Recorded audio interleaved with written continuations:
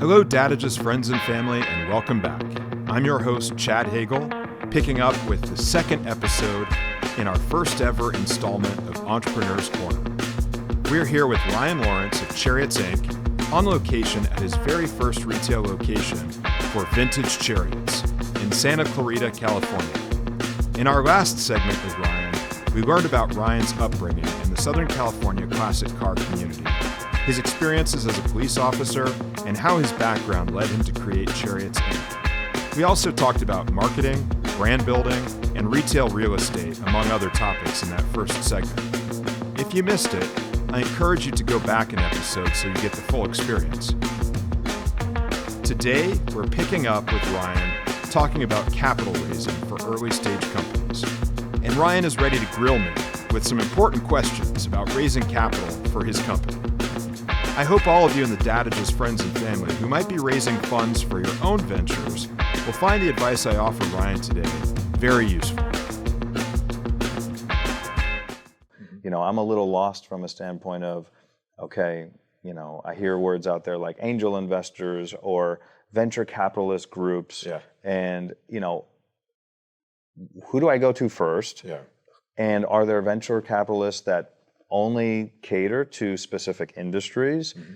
And I think the biggest unknown is, yeah, okay, once I get to that stage, or once I stand before them, you know, with this idea, well, then how do I know how much to ask for? And then just because they say yes, okay, here's XYZ amount, well, then what do we do with that? You know, so just because you get the money, that's great, but you got to be able to effectively spend the money, you know.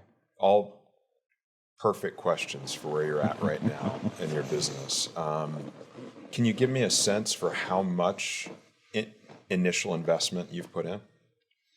Yeah, I mean, to just the retail spaces and the product, I mean, we're going into the $250,000 realm. Yeah. You know, each storefront has probably been built. So that's important, because when you go out to investors, I think there are a few key messages you need to deliver to them. One is to demonstrate what you've done so far, your accomplishment as a business and what you're doing. Two is to demonstrate what I was just asking about, skin in the game. You're not asking someone to put in money when you haven't been willing to do the same yourself. Sure. You've put in plenty of money at this point that you should be able to approach people about putting in more money that's equivalent to, or probably 4 or 5x what you've put in yourself. Sure. I think that's a comfortable range where no one is going to feel like you're over asking based upon the commitment you've made yourself to the company. So you've really done the first two things that I think are important to establish the level of credibility that's necessary to go to your first round of outside investors. And many people would have gone to that outside round of investors much earlier than where you're at right now. So I think you're not at a disadvantage. You're not going to present to investors as somebody who's overreaching. You're actually going to present to as somebody who has done a lot more than others have, perhaps, have been in business longer, have a more defined track record, have a better defined brand, have a better defined product offering, have a lot more under your belt than a lot of people who are going to be seeking the same type of money you're going to be seeking. So don't sell yourself short, and be super confident about where you are right now. Sure. That you're more than far enough along to seek investment from people.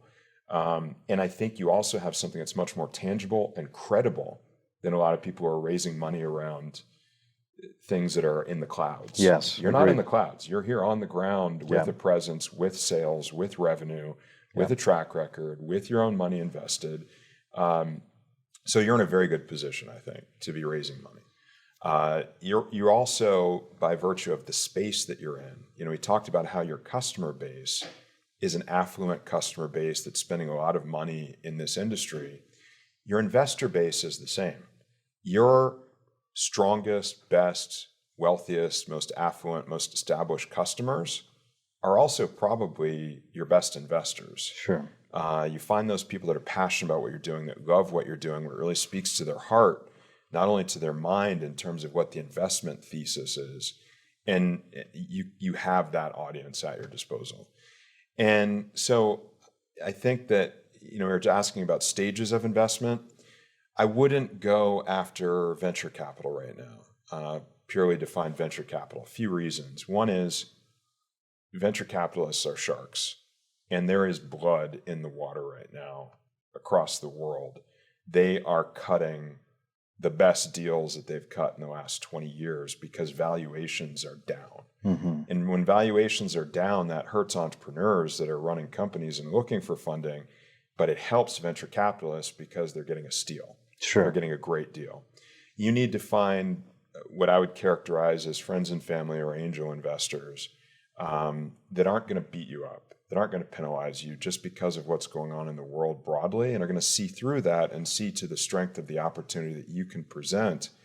Because the good news is, in an environment where finding returns has become so difficult, if you can present something that can credibly provide a business thesis, and especially, like I said, where you've put your own money in to get it past the riskiest part, you're presenting something pretty unique in an environment where a lot of people are very challenged. There are not many people that have $250,000 to start a business right now. So the set of investments that are out there for angels and early stage investors to be making, it's thin. There aren't that many people who can start businesses in today's climate because money is so hard to get. Sure. So I think of the money that's out there, you're well poised to be able to capture some of it. Thank you. I think that the very next step that's most important is you're talking about your marketing program and communication to your customer base.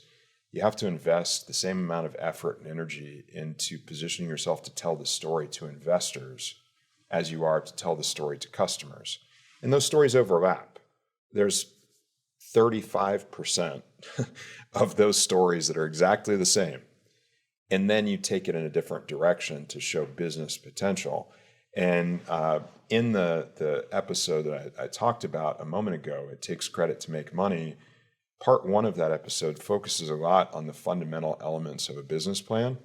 So I'd encourage you and our other Dadages friends and family who are in the same position, go listen to that episode.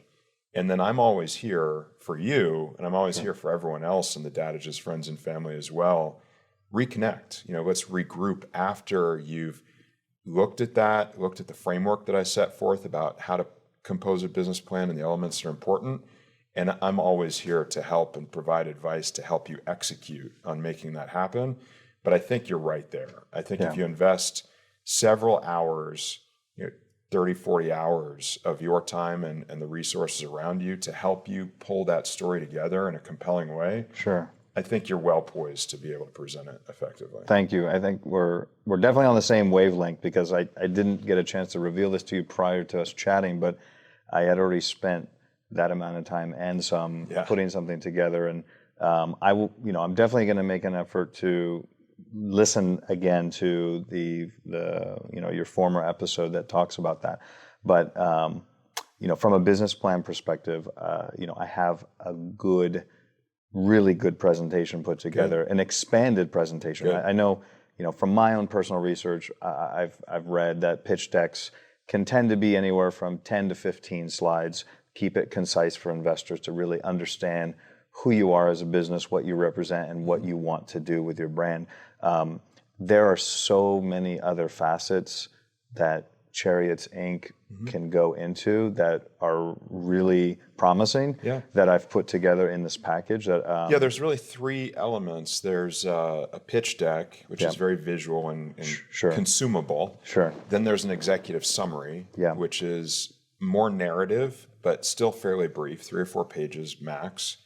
And then there's a full business plan. And it sounds like what's great is you've got the components to build all three, because as you go down the road with prospective investors, you're going to need all three at different times with different audiences. You'll need those 3 elements. Sure. And, what's your advice on being that the projected steps from here forward are going to be to reach out to people who could be of assistance or people who want to learn about the brand from a business plan standpoint? what guidance and information can you provide so I remain protected, and that, I'm assuming just your standard NDA when you go and speak to individuals or groups, so that you don't reveal something and leave your tail out there, for somebody to take your ideas and walk away with them. Yeah, it's a good point. And there's only so much you can do to protect yourself from a confidentiality perspective. And it's a balancing act, because it's kind of like when we were talking a moment ago about marketing efforts. A lot of these same theories and approaches apply to seeking investment. You want to give them a taste for free, and you want to share as much as you need to share to really capture their attention and get them excited. And then if there's more detailed information, financials and future business plans, future pitches and concepts and marketing and things that you wouldn't necessarily want out there in the public domain, then it's perfectly acceptable, once you've gotten down the road with somebody a bit further, to ask them to sign a confidentiality agreement. But I've learned over the years, it can be more of an obstacle to having a really good discussion with somebody, to kind of pause and say, wait, I need you to go sign this agreement. Yeah. Depending on who you're talking to, their level of sophistication and how frequently they've invested in companies, some people are like, oh, sure, no big deal, sign it, move on. Yeah. Other people, when you put a legal document in front of them, I don't know, should I do this? Am I doing something I should? Am I signing my life away? Yeah. Like, there's always that fear. Yeah. And so I wouldn't get too hung up on it. Okay. No, that's great to know, because, as I've met people, I want to talk about my business. Yeah. I want to talk about my vision and my idea. And sometimes I guess I'll check myself and be like, well, wait a minute, should I have revealed that yet? Your real protection is, one, you've got a head start. Yeah. If anyone is going to do what you're doing, you're way ahead of them. It's going to be tough for them to catch up with you. And then two, I really think that you're moving at a good pace in a good direction, and it's really much easier for somebody who's interested in the space to participate with you than it is to try to go do it themselves. I appreciate that. Yeah, that makes a lot of sense. Yeah. Thank you. Yeah. You know what? It brings me to a couple other questions I had for you. We did talk a little bit about the real estate thing, but what about intellectual property? When I built this company, I did it with the idea that I needed to protect myself first before I stuck my neck out there and tried to put this, pen to paper and the vision to become a reality. So Chariots Inc., Vintage Chariots, our actual company logo, and another component to our brand, which we really haven't touched on, is called the Speed Breed. And I see it on your yes, sweater. Yeah, and so I'm really excited about this element of our branding because I think it speaks to the culture a lot, but it also represents another really important aspect of our brand, which is the elevated platform, which is the premium goods that are beyond what our origins come from, which is the what I would like to call the premium casual wear. But when it comes to trademarking your brand or making sure that you have certain things copywritten, how important is that to make sure that those things are in place before you start telling your customer base that you're going to use this name and blah, blah, blah? Yeah, and it's kind of a chicken and the egg thing as well, because one of the ways to demonstrate that you're entitled to a trademark is to show that you're using it. Sure. And you have to continue to use it in some cases to get through that full trademark process. That process takes a while. Yes. You don't just snap your fingers and it happens. So you're going to face some exposure where you're publicly using the name.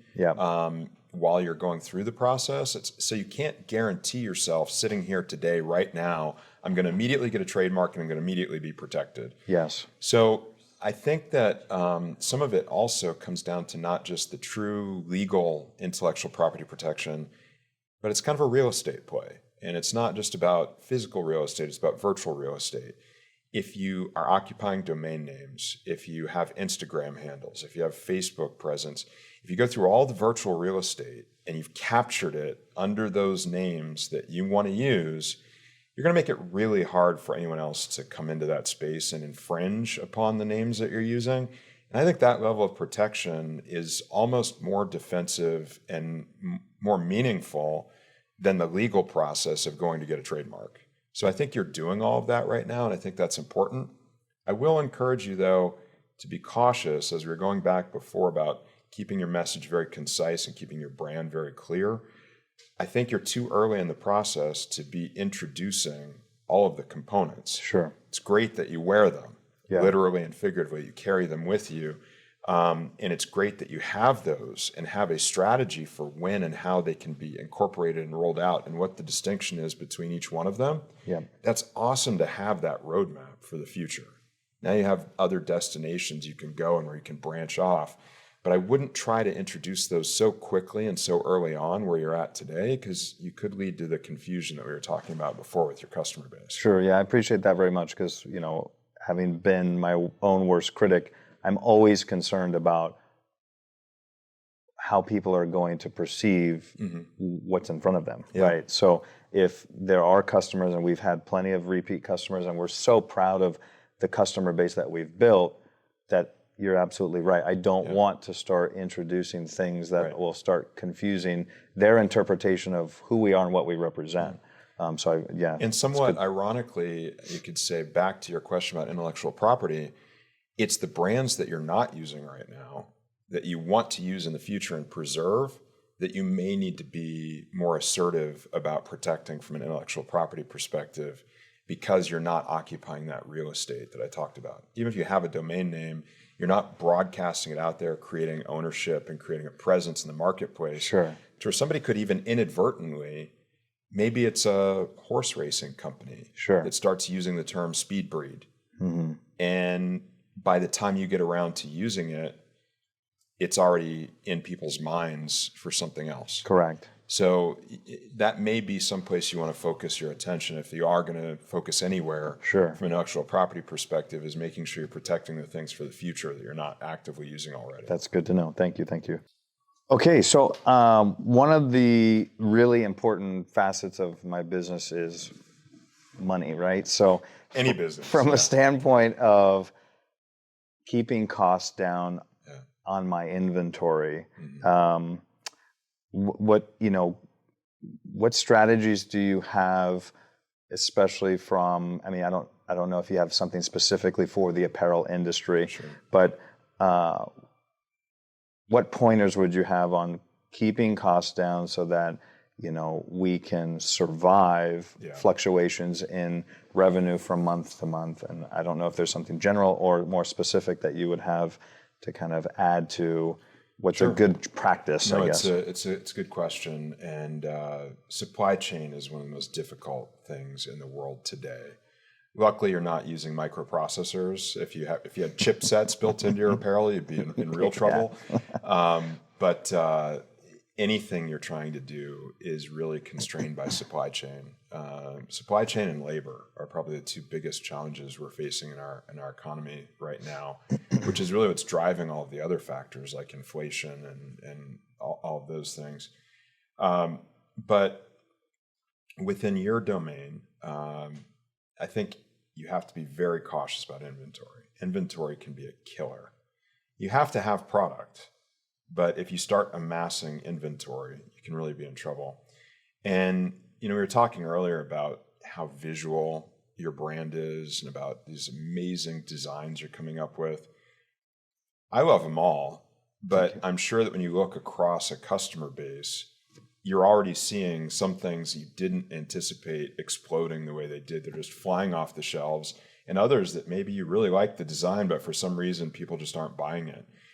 It's very unpredictable, and you're never going to know for certain that something's going to be a guaranteed winner. And so I think you have to be very careful about how much you're ordering initially, what your inventory is, making sure you're bringing in enough that it is selling reasonably quickly, and then work out with your suppliers a mechanism where you can reorder. And I'm hopefully, because you're dealing with the same suppliers on the shirts and the same suppliers on the hats, you're starting to build enough credibility and enough reordering with them that you can go back and start to negotiate and maybe say, I'm going to place an order for 1,000 units of this thing from you, but I need to try out 2 or 3 different designs before I know which is the right 1,000 to order. But I don't want you to charge me the higher rate for the lower quantity order on the front, because I'm going to guarantee you that one of these I'm going to place a big order for on the back end, but I want the large volume pricing discount, Sure. even on this first order I'm making with you for the test market. And I'm hopeful that the relationships you're building with your suppliers are such that they recognize the value to helping you get to more scale, and that you've ordered enough from them so far that they'd be willing to play some of those games with you. I think that is honestly one of our strongest points so Yeah. far for the business, is that we truly try to treat everybody, when possible, like family, right? So these suppliers that we've been working with, we have real personal relationships with them. That's great. So in that, although I haven't used the strategy that you just suggested, it's great, and I know that they would be willing to accommodate. Yeah. Because as I've learned the hard way a couple times over, you know, when dealing with like a single design, if I know in advance that that design is going to be replicated on women's clothing, children's clothing, and adult unisex clothing, well, don't order that stuff separately, because especially in the screen printing world, you're getting charged on quantity. So bundle the order together, and your savings it can be astronomical. I mean, Absolutely. even in relatively short quantities, you could be dealing with 50%, cost change. And if you develop some real winners that become like your staples, where it's like, this is the defining piece of gear that everyone wants, you might then look to change your production methods to where, instead of doing a custom like silk screen approach, and I don't know the technicalities of it, so I might use the wrong language, but instead of doing it here locally with your printer, maybe your 3 or 4 or 5 top winners, you then go to a more mass production approach. Sure. And you go overseas or even domestic. A lot of things are being onshored right now, and there are ways to produce things more cheaply and in larger volumes here in the US than there have been in the past. Maybe you create an alternative method of production for those top few things. Yeah. And then what that also allows you to do is, if you're working with a mass production environment, there are a lot more companies that are getting to a just-in-time supply method and are willing to produce to order. And particularly when you going back to what you were saying about how successful your business is growing in omnichannel, that's a real opportunity of omnichannel. You look at certain companies, an example in the apparel world is Untuckit. Untuckit is an online retailer, but they have stores. What do they do in their stores? People can come in, they can touch, they can feel, they can see, they can try on, but there's very limited quantity of that apparel in the store. Yes. And 9 times out of 10, their customer is not going to walk out of the store with that item. They're going to have a tablet right there in the store. So you're not counting on them to leave and go buy online at home. They're buying online in the store. Sure. So it's truly omnichannel. Yes. Because you're in the store and you're online at the exact same time. Yeah. And they're placing the order there, and they're probably getting a discount for placing the order there versus placing the order and counting on them to go home to place the order. And then it's being shipped to them and it's being produced somewhere. You have zero inventory in that sales cycle, because you're producing it for them just in time when they've placed the order to get it. I will second that fear of large inventory being held over, because when I started my first retail location, the one that we're seated at, my issue was, well, wait a minute, now that we're going full retail, like, I don't want a bunch of inventory just sitting around. I'm not going to order X amount, not knowing how well it's going to be received. And so, as we've grown to a second store, that exponentially compounds that issue. Doubles the problem. Because now I'm splitting inventory between 2 relatively close locations. But if one location is out of a product versus the other, I got to ship from one store to the next or transfer inventory. So those issues we didn't anticipate having.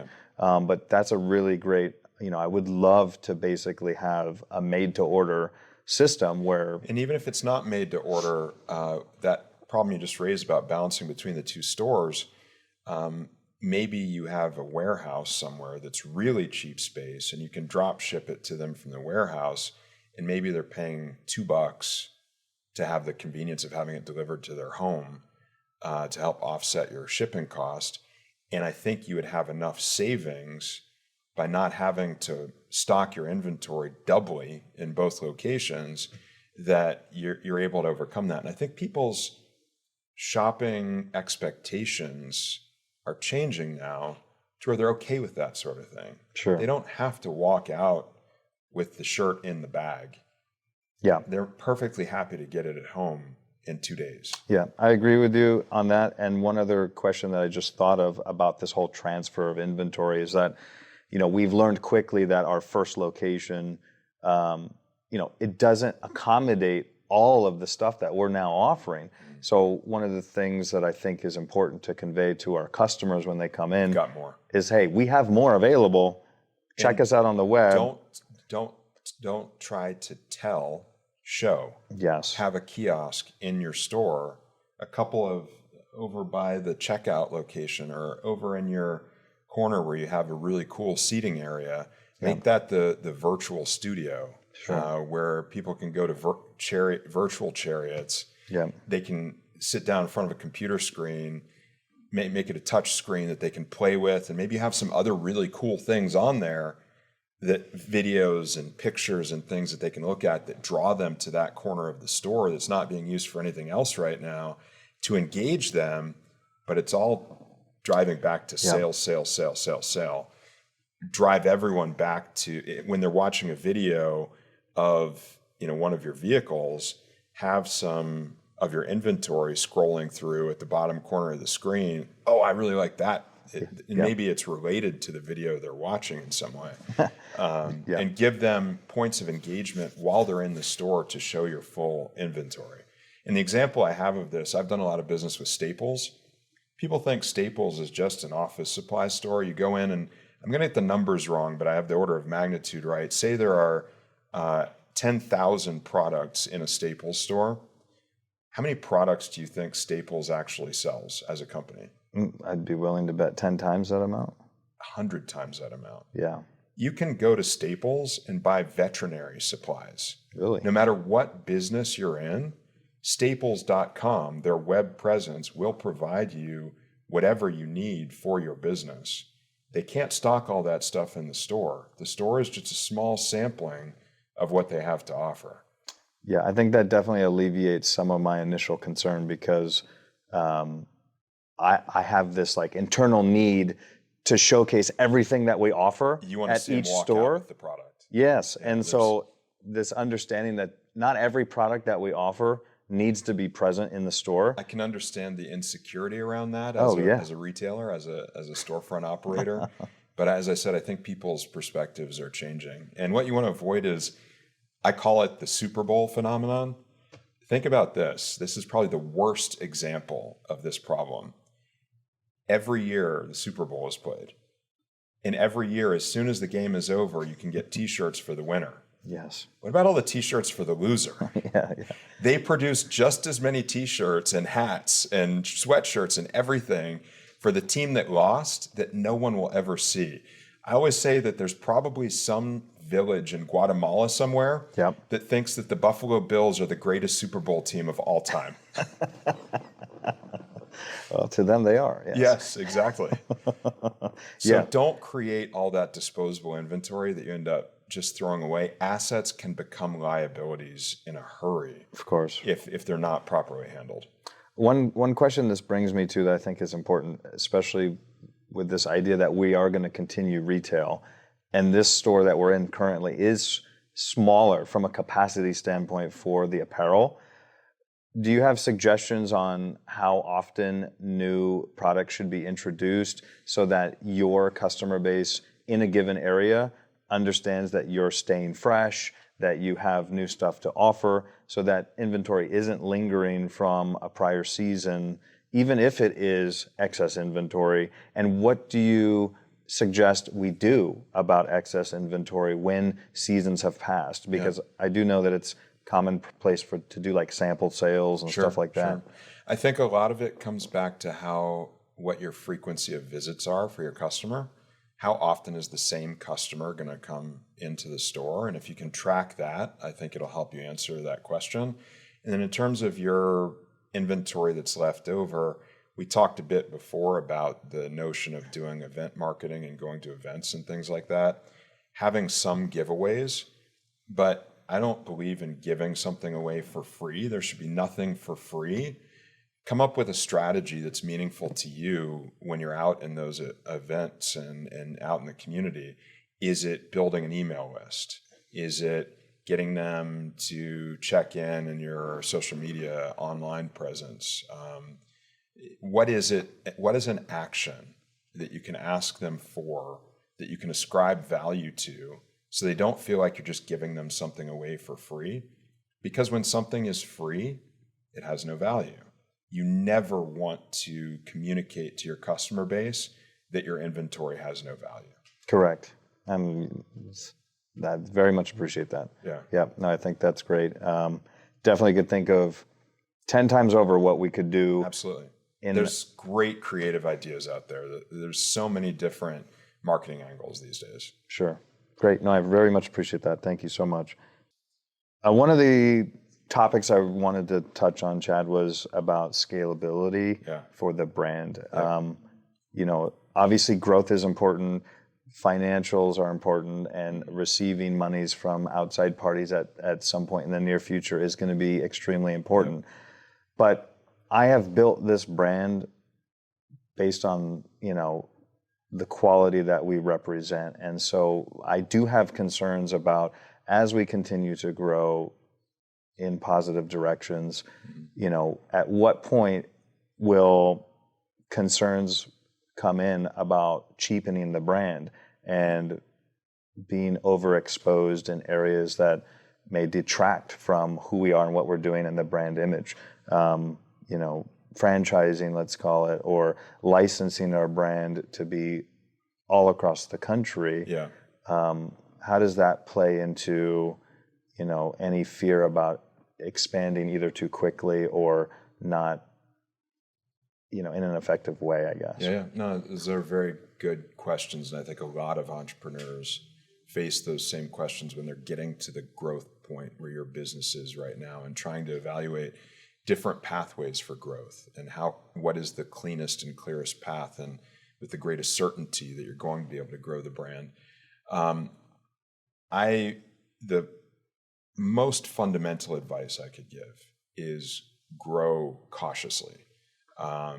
And what I mean by that is, don't try to grow so quickly that you dilute the brand. As you said, preserving the integrity of the brand is critical in a retail business. And I think that, again, coming back to what is so strong about your brand, the story behind the brand, which you can tell more effectively than anybody, the identity behind the brand, you, Ryan Lawrence, if you extend that too far and too many degrees of separation from yourself, it loses its authenticity and it gets diluted down to where it's not really worth anything anymore. And so I think the nature of your brand is one that is even more important to keep close and to not let get disseminated and distributed out there. The good news is that I think in today's world, there are a lot of ways to do that and still scale. And what I would focus on, and this comes back also to the concept of investment and what you can promise to investors. For me, when I invest in a business, I started out early in my career, 1998, when I got out of Stanford in the .com sector. And I learned to be allergic to two things.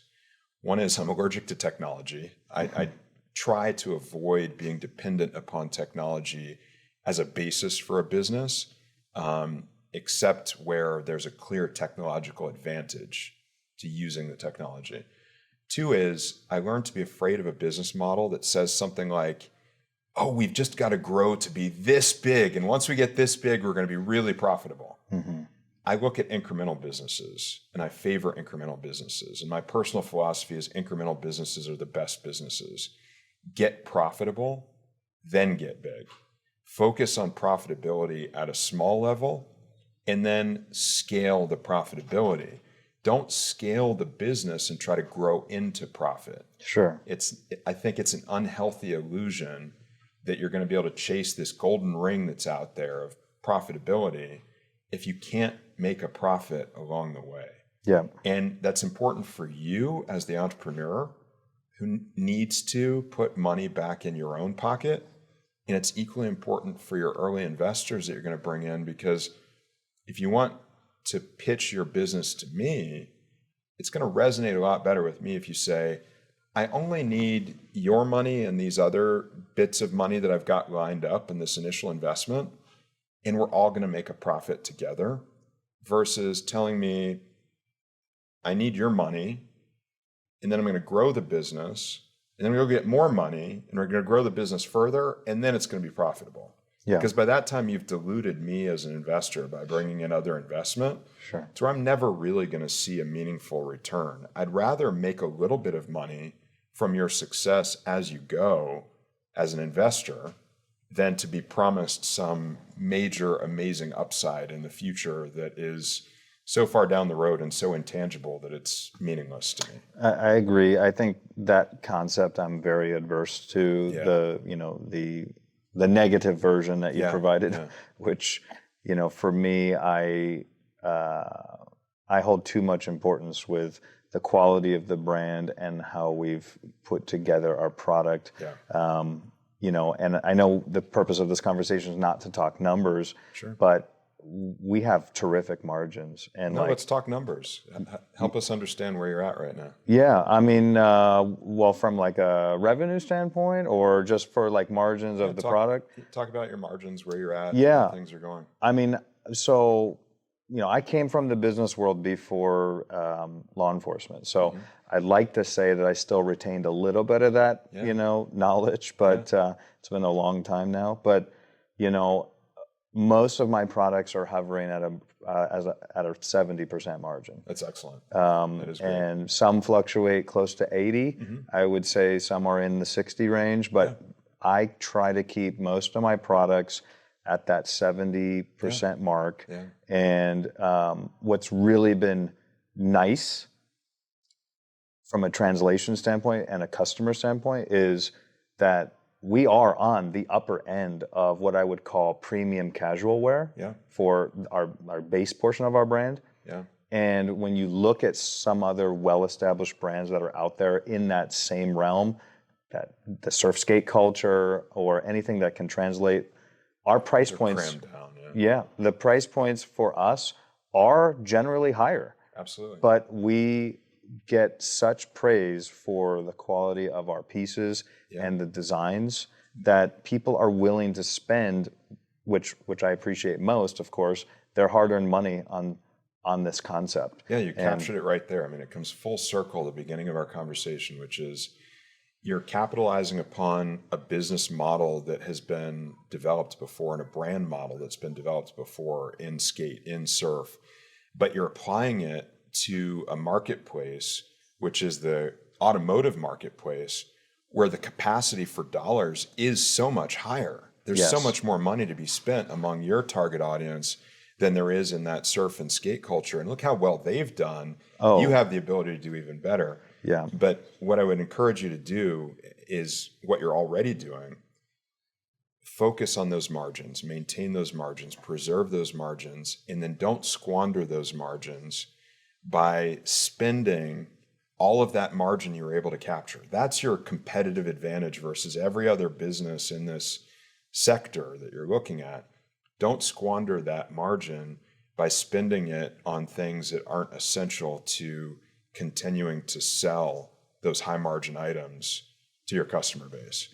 And could you provide, just for some clarity, what would be an example of squandering it in a way that would be not fruitful? It comes back to, don't try to grow too quickly. Of course.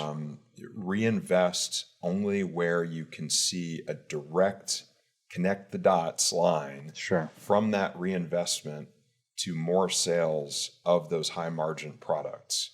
You've already got the golden egg, which is that high margin product that people are demonstrating that they want and that they'll pay for.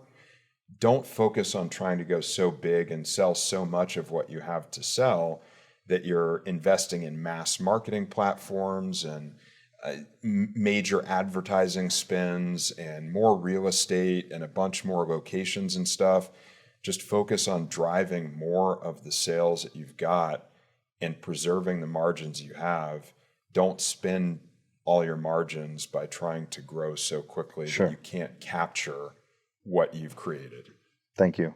Appreciate that. That makes a lot of sense. I definitely am all about the incremental changes. So I think that falls in line with that. For sure. You know, there's obviously, as an entrepreneur, as a business owner, and being as small as we still relatively are, like the scary part about growth is always going to be like, well, wait a minute, did we move too fast? So I can really associate with that, because I'd rather see incremental change and reinvest, you know, in a smart, functional way. The majority of mistakes in business and in life come from action, not inaction. Don't stagnate. Don't do nothing. Yeah. But recognize that you have greater potential for making a mistake by taking actions that are contrary to what you're already doing. And stick with what works. Continue to do it. Stay the course. And do what's working for you, and take advantage of the value that you're creating by doing that. Thank you. One of the topics I wanted to chat about was customer retention, brand loyalty, and of course, quality control of our products. But, you know, one of the things that pleases me so much about our customer base is how receptive they've been to what we have to offer, and how willing they are to come back and spend more money. Wow. Great traits. Thank you. What suggestions would you have for creating a more fun, interactive opportunity for the client to engage in our brand further, beyond just like, hey, I came back to the mall today and I'm going to go back to your store? How do we retain customers outside of the physical space and allow them to engage further from, like, maybe a rewards program, you know, what seems to work in that space that could help us, you know, even further? Yeah, and I think that's again where you, your brand, your company have so much to work with, so much more than most other brands would ever be able to tap into, because you've got such rich visual content. I know you're an amazing photographer. You've shot pictures of my vehicle, the 76 Bronco. You've just create beautiful art. And I think that finding ways to engage with people that are visual, that are interactive, and again, leveraging what we've been talking about omnichannel, you have so many unique opportunities to create a web presence that enhances what you've got going on in the stores. And whether that's conventional, you know, using social media and Instagram and getting content out there that people want to consume and interacting with them that way, or if it's, as we talked about, creating opportunities to bring the virtual into the store and creating something experiential within your retail space that then encourages them to come back to the online space because they've touched it, felt it, experienced it in the store. I think there are some really unique opportunities there. And then we talked before about event marketing as well. Bring those same virtual experiences into your event space. And then you have so many amazing assets that you can engage with people. You know, I can imagine you running a campaign where it's like, that we're going to do a marketing campaign, and if you do these 5 things, you know, follow us on Facebook, like us, do this, do this, do this, come into the store, make a single purchase, you're entered into a raffle to have an opportunity to come out to Huntington Beach with us and go drive 3 of our classic vehicles in an afternoon. We'll take you around a track or around some historic site or something really cool. You know, come out for our next video shoot when we're going to shoot one of our vehicles on the road. I think you have a lot of things that people really want to be a part of and really want to touch and feel and experience. And if you can wrap that into a virtual experience, an online experience, and ultimately the in-store experience, you have an amazing, beautiful, tangible, meaningful platform to bring people in for all that. Thank you. I think that really ties into what we have been hearing from our customers. Like, because the space is so experiential from a visual standpoint, like at our other store in Topanga, at the Topanga Mall, we commonly get questions like, hey, are you guys like a car club, and or are you guys going to be hosting your own events? So we're already getting the requests from our customers. And I think and that you can either do those things yourself, or maybe even better, partner with other groups that are out there. Yes. And even, in an online capacity, you and I talked before about relating your sales to the sales of vehicles. And you've got platforms that become super popular, like Bring a Trailer, that are related to this group of people and where there are transactions already happening. If someone buys a classic vehicle, maybe they want a shirt to go along with it that they can wear to showcase that they are a classic car guy. Those kinds of opportunities for partnerships exists in the virtual landscape, in the event landscape, and then, as we talked about, coming back here in the mall setting, in your physical landscape. Agreed. One other thing that's been on my mind about the business from a standpoint of operations is, yes, we're still small, but we've been growing pretty exponentially. And at what point should I feel comfortable giving some of the duties to other people, and how do I go about doing that? Having my staff in my stores from a retail perspective is one thing, but I've built this company literally from the bottom up. I've built the website from scratch. I don't even know if the friend and family from the Dadages podcast would even know this, because we didn't really discuss it, but every single piece of apparel in my platform is designed and created by me. There is not another person. I create every piece. I also work the stores, of course, but I'm also doing all the back end stuff, from the inventory ordering to web platform stuff with the website, social media, taking pictures and posting pictures and taking posts and doing all this stuff. So there is a point where it becomes overwhelming. And I want to maintain the creativity that I thrive in, but I do need help from time to time. Doing this, some of the, let's call it, ancillary functions. So I'm going to give you kind of both sides of that equation. One is, as I said before, your company is so much about you that you can't ever distance yourself from that point of contact with your customer. Of course. So I would never make a decision that takes yourself out of that sales cycle and out of that communication cycle and that marketing cycle with your customer. On the flip side, delegate or die. If you can't delegate, you can't grow, and you can't enjoy what you're doing in your business, and you're going to have to start turning some of your attention to assigning responsibilities to others and entrusting them with those things.